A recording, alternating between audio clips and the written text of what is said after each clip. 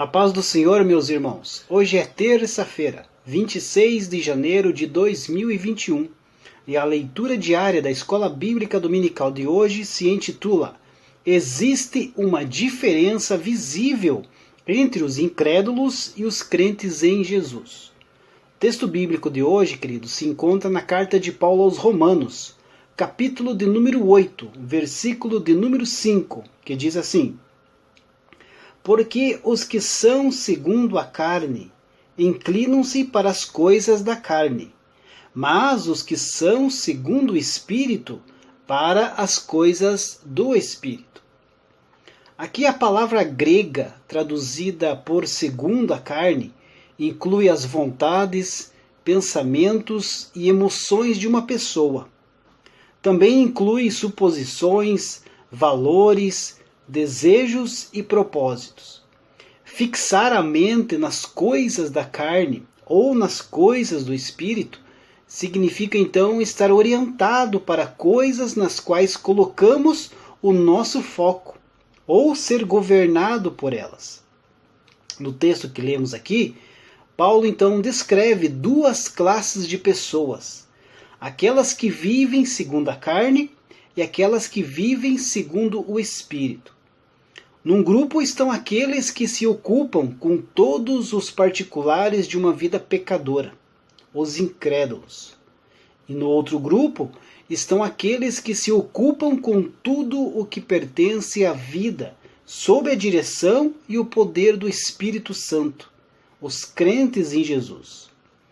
É impossível, queridos, obedecer à carne e ao Espírito ao mesmo tempo. Se você vive mesmo para Deus, então as coisas do mundo não vai te afetar mais, né? Porque a sua vida só vai se inclinar para as coisas que o Espírito produz em nós. Mas se você fizer algo que alimente a sua carne, então significa que estás vivendo pela carne, porque o Espírito não alimentaria a sua carne e sim a si mesmo. Podemos ver que aqueles que vivem pela carne, que vivem segundo a carne, fazem coisas como fumar, beber, se prostituir, entre outros atos aí mundanos. Vivem uma vida infeliz, uma felicidade momentânea, um vazio. E o que significa isso? Significa um espírito de morte. Pois mais da metade destas pessoas, queridos, com certeza já sentiram vontade de se matar.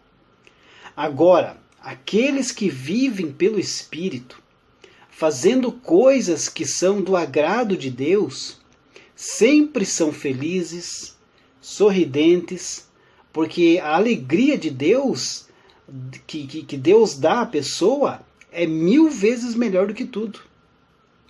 Quem vive na carne não é reconhecido por Deus e não pode chamá-lo de um amigo íntimo, pois certamente e obviamente, tal pessoa não busca a presença de Deus.